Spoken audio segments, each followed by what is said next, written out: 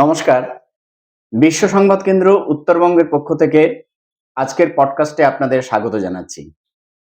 আজকে আমরা সাপ্তাহিক পত্রিকা স্বস্তিকা নিয়ে আলোচনা করব। স্বস্তিকা এমন একটা পত্রিকা, জাতীয়তাবাদী একটি বাংলা পত্রিকা। 1948-এ শুরু হয়েছিল এই পত্রিকা এবং আজও তার যে নিজস্ব যে ধারা, সেই ধারা রেখে আজও বহমান। এই পত্রিকাটি কি কারা প্রকাশনা করেন বা এর মধ্যে কি ধরনের কন্টেন্ট থাকে, এটা আজকে মানুষের কাছে একটা উল্লেখযোগ্য বিষয় হয়ে দাঁড়িয়েছে। সেই জন্য সেটা নিয়েই আজকের এই পডকাস্ট। আজকের এই পডকাস্টে আলোচনার জন্য আমার সাথে আছেন পিন্টু সান্যাল। পিন্টুদা, আপনাকে আজকের পডকাস্টে স্বাগত জানাচ্ছি। নমস্কার। পিন্টুদা একজন শিক্ষক এবং সমাজসেবী, সেই সঙ্গে সঙ্গে একজন ভালো লেখক। তিনি স্বস্তিকা পত্রিকাতে তো লেখেনই, পাশাপাশি অন্যান্য আরো অনেক পত্রপত্রিকাতেও লেখেন। আজকে পিন্টুদা আজকের এই পডকাস্টে আলোচনার জন্য আমাদের সাথে আছেন। পিন্টুদা, প্রথমেই আপনাকে বলি যে এই যে স্বস্তিকা পত্রিকাটা যা আমার হাতে আছে, এবারের এই পত্রিকাটাতে জয় হিন্দ এরকম শিরোনাম দিয়ে একটা সুন্দর প্রচ্ছদ দিয়ে প্রকাশিত হয়েছে। তো এই এই পত্রিকার সাথে আপনি ব্যক্তিগতভাবে কতদিন থেকে জড়িয়ে আছেন? আমি প্রায় 10 বছর ধরে স্বস্তিকার সঙ্গে যুক্ত। প্রথমে আমার এক সহকর্মীর আগ্রহে স্বস্তিকা আমার হাতে আসে। তিনি আমাকে পড়ে দেখতে বলেন। ধীরে ধীরে স্বস্তিকার গ্রাহক হয়ে একনিষ্ঠ পাঠক হই এবং স্বস্তিকার লেখার মধ্যে একটা আলাদা ধরনের বিশেষত্ব প্রথম দিক থেকেই আমাকে আকর্ষণ করে। তারপর এই লেখাগুলো পড়তে পড়তে মনে হয় যে এই সত্যগুলো আরো বেশি করে মানুষের সামনে আসা উচিত। তারপর ভাবনা আসে যে এতে আমিও কিছু যোগদান করতে পারি কিনা। ঠিক। এই কারণে পাঠক থেকে সাহস করে লেখকে রূপান্তরিত হলাম। বাহ! এটা একটা আমাদের কাছে খুব উল্লেখযোগ্য বিষয়। কেননা একটা পত্রিকা পড়তে পড়তে কেউ সেই পত্রিকার লেখক হয়ে উঠছেন। এটা খুব ভালো লাগলো। এবং যারা ধরুন সরাসরি পত্রিকার সঙ্গে যুক্ত আছেন, তারা তো বিষয়টা তাদের কাছে একটা খুব গ্রহণযোগ্য হবে। তো এবারে একটু পত্রিকাটার যে এবারের যে শেষ সংখ্যা বেরিয়েছে, 11 আগস্টে বেরিয়েছে 2025-এ। আমি যারা দর্শকবৃন্দ আছেন, যারা এই পত্রিকাটা দেখেননি, তাদের জন্য আমি দেখাচ্ছি এই পত্রিকার যে প্রচ্ছদ। এই পত্রিকার যে প্রচ্ছদে এবারে জয় হিন্দ দিয়ে শিরোনামে দিয়ে ভারতবর্ষের মানচিত্র, সেই সঙ্গে সঙ্গে শ্রীকৃষ্ণের ছবি। এই প্রচ্ছদটা নিয়ে আপনি কিছু বলবেন? এই ধরনের প্রচ্ছদ কেন, বা এরকম প্রকাশ করার কারণটা কি? স্বস্তিকার প্রতিটি সংখ্যাই বিশেষ সংখ্যা এবং আমি বলবো ইউনিক। কারণ স্বস্তিকা যে বিষয়গুলো সামনে আনে, প্রত্যেকটা বিষয় কিছু বিশেষ দিনকে সামনে রেখে তার সেই বিষয়গুলো থাকে। সঙ্গে সঙ্গে তাৎক্ষণিক যে ঘটনাগুলো ঘটছে তার প্রভাবও কিন্তু স্বস্তিকার লেখাতে পড়ে, তার প্রচ্ছদে পড়ে। লক্ষ্য করলে দেখা যাবে স্বস্তিকার এবারে প্রচ্ছদে জয় হিন্দ কথাটা আছে। স্বস্তিকা একটা রাষ্ট্রবাদী জাতীয়তাবাদী পত্রিকা, আমরা সবাই জানি, যারা পাঠক তারা জানি, যারা সমালোচক তারাও জানি। তো রাষ্ট্রবাদী যে কোনো রাষ্ট্রভক্ত যে কোনো মানুষের মনেই, ভারতীয়ের মনেই জয় হিন্দ গেঁথে আছে। তো স্বস্তিকার লেখার ভাবও জয় হিন্দ স্বস্তিকার ভেতরেই আছে। সেই ভাবটাই এবার স্বস্তিকার সামনে এনেছে। আচ্ছা, আচ্ছা। আমার মনে হয় যে প্রত্যেকটা প্রচ্ছদে জয় হিন্দ আসতেই পারে, কিন্তু এখন স্বাধীনতা দিবস সামনে, স্বাধীনতা দিবসের প্রাককালে তাই জয় হিন্দকে একটু বেশি গুরুত্ব দিয়ে সামনে আনা আচ্ছা, হয়েছে। আচ্ছা। যেটা আমি দেখছিলাম যে এই পত্রিকার সঙ্গে যারা জড়িয়েছিলেন প্রথম থেকে, বিশেষ বিশেষ ব্যক্তিত্ব, মানে ভাবা যায় না। একনাথ রানাডে, অধ্যাপক অমল কুমার বসু, অধ্যক্ষ কেশবচন্দ্র চক্রবর্তী, বরিষ্ঠ এই সমস্ত যারা কার্যকর্তারা, যারা এই স্বস্তিকা পত্রিকার সঙ্গে প্রথমে শুরু করেছিলেন, জাতীয়তাবাদী মানসিকতা নিয়ে প্রথম দিক থেকে যেভাবে শুরু করা হয়েছিল, যে ভাবনা তারা রেখেছিলেন সেই সময়ে, সাধারণভাবে দর্শক যারা আছেন বা পাঠক যারা আছেন, তারা তো কেউ কেউ হয়তো এখন আসছেন, একদম প্রথম থেকে অনেক দিন থেকে আছেন, এরকমও পাঠক আছেন। কিন্তু এখনকার পাঠকদের কাছে তাদের কি মনে হবে যে আগে যে ধারাটাকে তারা বজায় রাখতে চেয়েছিলেন, এখনো কি সেই ধারা বজায় আছে? মানে ওই জাতীয়তাবাদী বলুন বা এই ধরনের যে একটা দেশাত্মবোধক কল্পনা, দেশ কেন্দ্রিক যে ভাবনা, পত্রিকার যে মানে 48-এর ধারণা আর আজকের ধারণার মধ্যে কি আপনার কিছু পার্থক্য মনে হয়? স্বস্তিকা পথ চলা শুরুই করেছিল যে রাষ্ট্রবাদী যে ন্যাশনালিস্টিক ভিউ, সেইটাকে সামনে রাখার জন্য। সেই সময় স্বস্তিকার প্রয়োজনীয়তা উপলব্ধি করেছিলেন আম, রাষ্ট্রীয় স্বয়ংসেবক সংঘের যারা কার্যকর্তা, তারা এই উপলব্ধি করেছিলেন যে এই বাংলাতে একটা বাংলা জাতীয়তাবাদী পত্রিকা দেশাত্মবোধের প্রচার করুক। এর অভাব সেই সময় ছিল। স্বস্তিকা সেই সময়ে যে ভাব নিয়ে চলা শুরু করেছিল, আজকে সেখান থেকে বিন্দু মাত্র টলেনি। আহ, সেই সময়ে রাষ্ট্রীয় স্বয়ংসেবক সংঘের কথাই বলি, তাদের মতাদর্শের কথা বলি, এবং তাদের মতাদর্শ দেশাত্মবোধ প্রচারে স্বস্তিকার ভূমিকা, সেইটা সেই 75 বছরের বেশি সময় ধরে একই রকম থেকে গিয়েছে। আচ্ছা। আমরা জানি যে রাষ্ট্রীয় স্বয়ংসেবক সংঘ 100 বছর দোরগোড়ায় আছে। এই দীর্ঘ পথে রাষ্ট্রীয় স্বয়ংসেবক সংঘ এবং স্বস্তিকাকেও অনেক ঝড়ঝঞ্ঝার মধ্যে দিয়ে পেরোতে হয়েছে, কিন্তু নিজের মতাদর্শ থেকে এক চুলো স্বস্তিকা সরেনি। আচ্ছা, আচ্ছা। হ্যাঁ, স্বস্তিকার ক্ষেত্রে স্বস্তিকা পত্রিকাতে বরাবরই যে সমস্ত কনটেন্ট গুলো প্রকাশিত হয়েছে, সবকটাতেই আমরা লক্ষ্য করেছি যে সেটা যেকোনো ধরনের হোক, সাহিত্য হোক কিংবা তার মধ্যে অন্যান্য চিঠিপত্র জগৎ হোক বা যে ধরনের সংবাদগুলো প্রকাশিত হয় বা সম্পাদকীয় প্রকাশিত হয়, প্রত্যেকটার মধ্যেই কিন্তু একটা আ দেশের ছোঁয়া কিংবা রাষ্ট্রের ছোঁয়া বা জাতীয়তাবাদী মানসিকতা এই ধরনের ছোঁয়াগুলো আমরা লক্ষ্য করে থাকি। এবারের যে সম্পাদকীয় প্রকাশিত হয়েছে, এই সম্পাদকীয় নিয়ে আপনি কি কিছু বলবেন? স্বাধীনতার মর্ম এবারে যেটা সম্পাদকীয়তে প্রত্যেকটাতেই আমরা দেখেছি এর আগেও যখন রাম জন্মভূমিকে কেন্দ্র করে তার সম্পাদকীয়তে রাম জন্মভূমি এই ধরনের আন্দোলন বলা হয়েছে বা অনেক সময় যে ধরনের সম্পাদকীয় শিরোনাম দিয়ে তার সম্পাদকীয় প্রকাশিত হয়। একটা একটা সুন্দর একটা চিন্তা। এবারে দেখা যাচ্ছে স্বাধীনতার মর্ম দিয়েছে। এই সম্পাদকীয় নিয়ে আপনি কিছু বলবেন যে সম্পাদকীয় এবারে? পাঠক হিসেবে এই বিষয়টা আমিও লক্ষ্য করেছি যে প্রত্যেকবারই স্বস্তিকার প্রচ্ছদ এবং সম্পাদকীয়র একটা বিশেষত্ব থাকে। যেমন এইবারের যে সম্পাদকীয়, আমরা জানি যে সামনে স্বাধীনতা দিবস, তো তাকে কেন্দ্র করে প্রত্যেকবার স্বাধীনতা দিবসের সময় ভারতীয়দের মনে যে ভাবনা আসে, সেই ভাবনার বহিঃপ্রকাশ স্বস্তিকার মধ্যে হয়। তার সাথে সাথে যেটা বিশেষভাবে লক্ষণীয়, যেটা অন্যান্য পত্রপত্রিকা বা নিউজ চ্যানেলে আমরা পাই না, যে দেশের সামনে যে চ্যালেঞ্জ বা ইতিহাসের যে দিকটা অপ্রকাশিত থেকে গিয়েছে, ঠিক। গতানুগতিক যে পত্রিকাগুলোতে সামনে আসেনি, সেটা কিন্তু স্বস্তিকার মাধ্যমে সামনে ঠিক, আসে। আমারও ঠিক পিন্টুদা হ্যাঁ। এরকমই মনে হচ্ছিল। কেননা আমি এখানে দেখছিলাম পড়তে একটা কোট করেছে, বিভাজন বিভীষিকা দিবস রূপে পালন করা অবশ্যই। হয় 14 আগস্ট দিনটাকে। ঠিক। তো সম্পাদকীয়র মধ্যে পুরো যে একটা দেশের নির্যাস, এটা একটা কি মনে হয় একটা আপনার এই বিষয়টাতে? সত্যিই তাই। বা ভারতবর্ষের স্বাধীনতার সঙ্গে যেরকম একটা আনন্দ জড়িয়ে আছে, কিন্তু যেই দিকটা প্রকাশ্যে আসে না, সেটা হচ্ছে এর সঙ্গে একটা দুঃখের, একটা বিষাদের দিনও জড়িয়ে আছে। তার কারণ হচ্ছে ভারতবর্ষ স্বাধীন হওয়ার সাথে সাথে দ্বিখণ্ডিত হয়েছিল। আচ্ছা, এই বিষয়টা সম্পাদকীয়র সঙ্গে এসে সম্পাদকীয়তে গেছে। এসছে। আচ্ছা, এবারে একটু অন্যদিকে যাই। সম্পাদকীয় তো ধরুন পত্রিকার যে নিজস্ব কথা, নিজের ভাবনা, তাদের যে নিজের কথাটা উঠে আসছে। কিন্তু অন্যান্য যে সমস্ত আর্টিকেল বলি বা অন্যান্য যে সমস্ত লেখাগুলো আছে, সেই লেখাগুলোর মধ্যে আপনার আর কোন লেখাটিকে এবারে ভালো লেগেছে? বা কেন ভালো লেগেছে একটু যদি ছোট করে আমাদের বলেন। আমার যে লেখাটিতে ভালো লেগেছে, এখানে যে শিরোনামটি আছে, হুম, ডক্টর জিষ্ণু বসুর লেখা স্বাধীনতা দিবসের ভাবনা, আচ্ছা, এক আচ্ছা। যুগ সন্ধিক্ষণে দাঁড়িয়ে পশ্চিমবঙ্গের বাঙালি। এই লেখাটিকে আমার খুব প্রয়োজনীয় মনে হয়েছে আচ্ছা, পশ্চিমবঙ্গের এই বিশেষ পরিস্থিতিকে সামনে রেখে। আচ্ছা, আচ্ছা, আচ্ছা। এমনি অন্যান্য লেখার মধ্যে একটা দেখছিলাম হুম। যে একেবারেই আ যেমন আ স্থানীয় যে সমস্ত বিষয় সেটা তো আছেই। পাশাপাশি আমরা দেখছি যে জাতীয় বা রাষ্ট্রীয় যে বিষয় তার সঙ্গে একেবারে আন্তর্জাতিক বিষয় নিয়েও এর মধ্যে কিন্তু এসে যাচ্ছে। অবশ্যই। একটা এই পত্রিকা ৫০-৫২ পাতার পত্রিকা সেটাতে।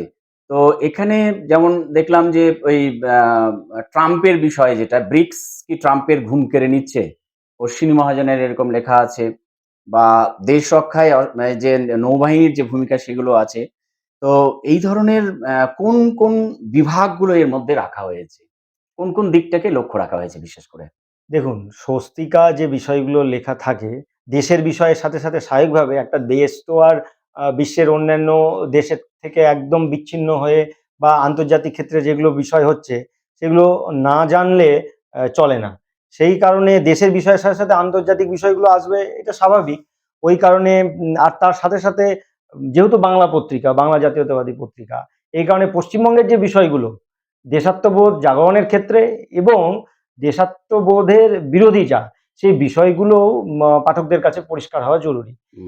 আমরা যদি দেখি যে বিভিন্ন পত্র পত্রিকা একটু বায়াসড হয়ে খবর করেন, একটু অ্যানালিসিস গুলো যেন একটা বিশেষ মতাদর্শকে সামনে রেখে করেন, বা বলতে আমার দ্বিধা নেই। আমারও যেমন মনে হয়েছে কিন্তু যে ধরুন এখানে যেমন একটা দিয়েছে যে এই, আমাদের যে বাংলাদেশের যে বিষয়, বাংলাদেশে ধর্ম অবমাননার নাটকের যে বলি সেটা হিন্দুদের সম্পর্কে বলা হচ্ছে। আমরা কিন্তু বাইরের যে পত্রপত্রিকা যেগুলো আছে সেখানে অনেকটা রাগ ঢাক দেখে হিন্দুদের সম্পর্কে যেন বলতেই চায় না। হুম, তাদের যে অত্যাচারের যে কাহিনী, যেভাবে অত্যাচারিত হচ্ছে বিভিন্ন জায়গায়, পাকিস্তান বলি, বাংলাদেশ বলি, যে অন্যান্য পত্রপত্রিকা বা মেইনস্ট্রিম যে মিডিয়া আছে তারা অনেকটা রাগ ঢাক রেখে বলার চেষ্টা করেন।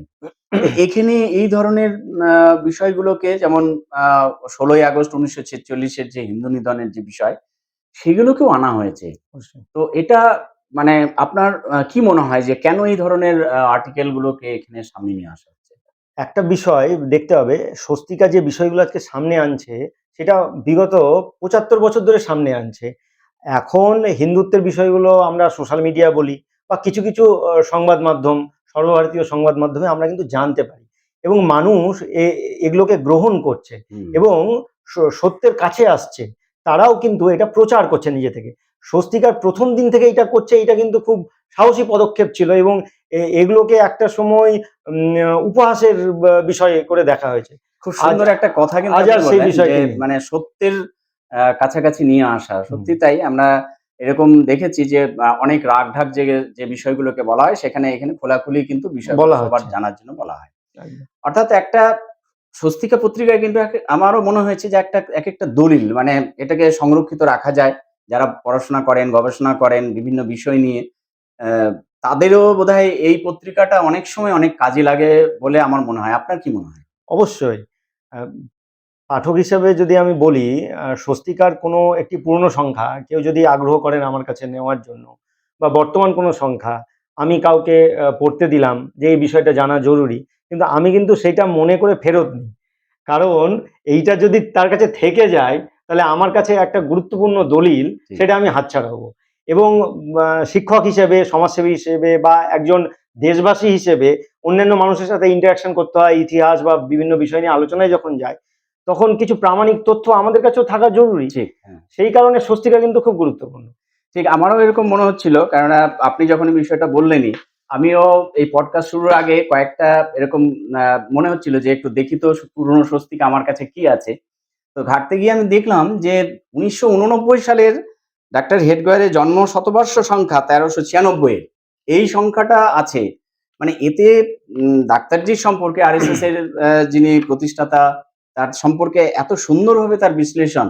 শুধু তাই নয়, আরো আশ্চর্য আমার মনে হয়েছে যে ৬০ বছরের পত্রিকা, ৬০ বছরের সময়ের বা অন্যান্য যত রকম বিষয় প্রত্যেকটা মূল বিষয়কে কেন্দ্র করেই কিন্তু স্বস্তিকা কিন্তু কোনো ছাড় দেয়নি। রাষ্ট্রীয় যা বিষয় এসছে।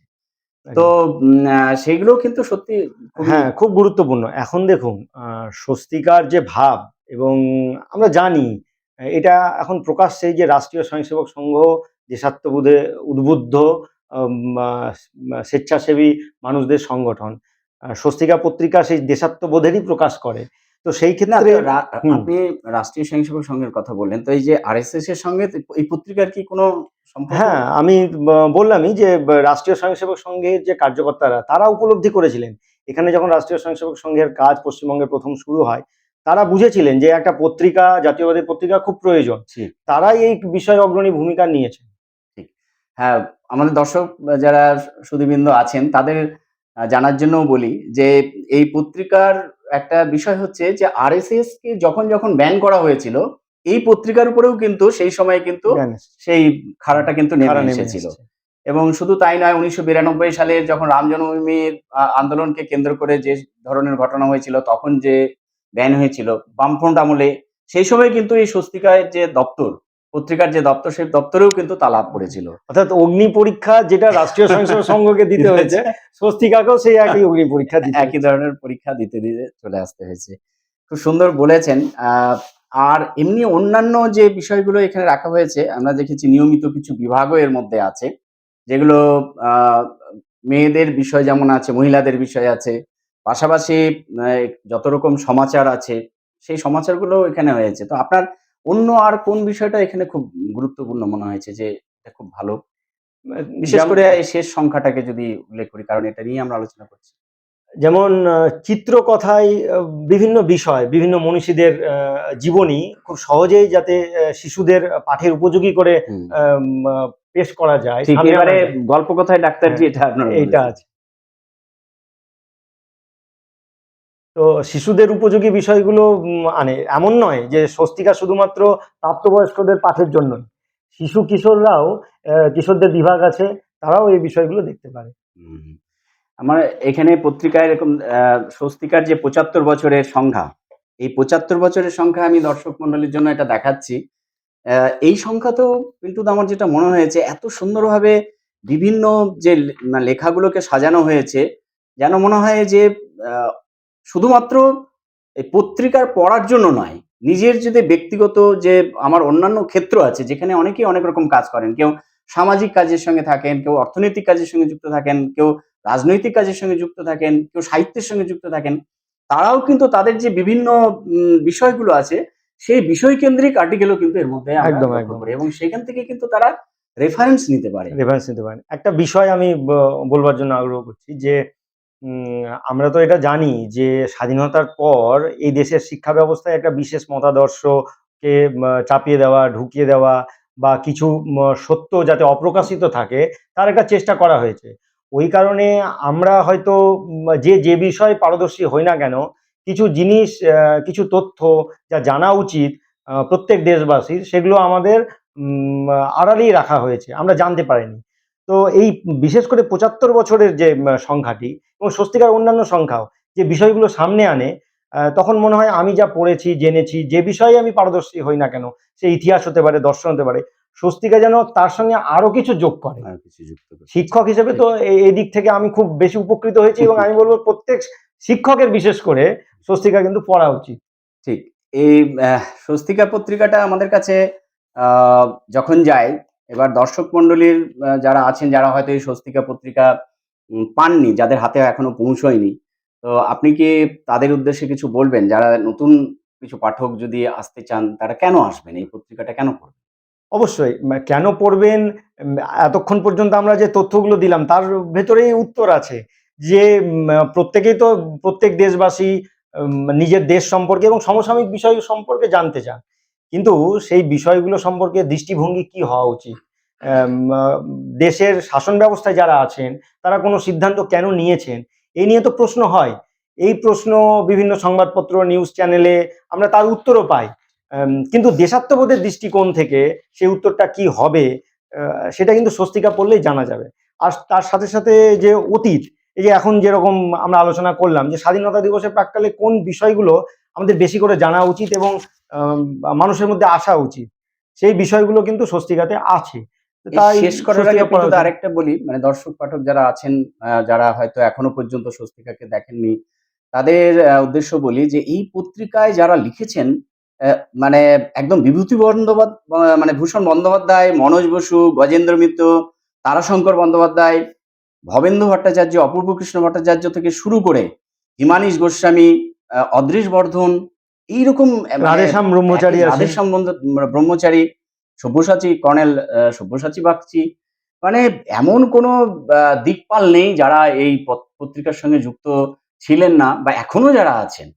তো সুতরাং তাদের লেখনী যদি আমরা একত্রীকরণ একসাথে কোনো জায়গায় পেতে চাই বা পুরো রাষ্ট্রবাদী কোনো বিষয়কে যদি আমরা পেতে চাই, তাহলে স্বস্তিকা কিন্তু আমার মনে হয়েছে যে খুব একটা আ একদম। উল্লেখযোগ্য একটা পত্রিকা। একদম। যেকোনো বিষয়ে ধরা যাক কোনো সেমিনার হোক বা বক্তব্য হোক, বিশেষজ্ঞ হিসেবে যদি সেখানে বলতে হয়, খুব তাড়াতাড়ি যদি একসাথে কোনো তথ্যের সমাহার আমরা চাই, তাহলে স্বস্তিকা আমাদের খুব সহজ একটা উপায়। ঠিক। আ আরেকটা বিষয়, আ দর্শক শ্রোতাবৃন্দ যারা আছেন তাদের কাছে জানিয়ে দিই যে যেমন বই আকারেও পাওয়া যায়, ঠিক তেমনিভাবে কিন্তু ই-স্বস্তিকা এই স্বস্তিকা। এটা আছে। কেউ যদি ই-স্বস্তিকা সাপ্তাহিক লেখেন, তাহলেও কিন্তু ওয়েবসাইটে গিয়ে পাবেন এবং শুধু তাই নয়, মানে এর এত সুন্দর গ্যালারি আছে, মানে অবশ্যই। একেবারে বহু পুরনো সময়ের। তার একেবারে বিভিন্ন রকম সংখ্যা হয়, দীপাবলি সংখ্যা, নববর্ষ সংখ্যা, বা স্বাধীনতা দিবসের সংখ্যা, এরকম বিভিন্ন বিষয়কে কেন্দ্র করে তো সংখ্যা আছেই। পাশাপাশি যেগুলো একদম শারদীয় সংখ্যাগুলো খুবই উল্লেখযোগ্য, সমস্ত সংখ্যা কিন্তু আমি লক্ষ্য করেছি যে এই গ্যালারির মধ্যে রাখা আছে। তো সেই যেমন জন্য হ্যাঁ, আপনি যেরকম পুরনো কিছু সংখ্যা আমাকে দেখালেন, আমার ভেতরে কিন্তু এই আকাঙ্ক্ষা জন্মালো যে আমি তো মাত্র 10 বছরের পাঠক। তার আগে যে স্বস্তিকার যে বিষয়গুলো আছে সেগুলোই বা আমি জানবো না কেন? হ্যাঁ, এই তো স্বস্তিকাতে আপনি সেটাতে স্বস্তিকাতে আমার এই দুঃখ কেটে যাবে। হ্যাঁ, হ্যাঁ, ওখান থেকে কিন্তু পাওয়া যাবে। পাওয়া যায়। তো ঠিক আছে, আজকে তাহলে সময়ও আমাদের কাছে কম। আজকে আমরা শেষ করি। একটি জাতীয়তাবাদী পত্রিকা, সাপ্তাহিক পত্রিকা এই স্বস্তিকা, এই স্বস্তিকা নিয়ে আজকের পডকাস্টে আলোচনা করলাম। এখানে আমাদের পিন্টুদা ছিলেন। পিন্টুদাকে ধন্যবাদ জানাচ্ছি আজকের এই পডকাস্টে উপস্থিত থাকার জন্যই। নমস্কার। নমস্কার। দর্শকবৃন্দ নমস্কার।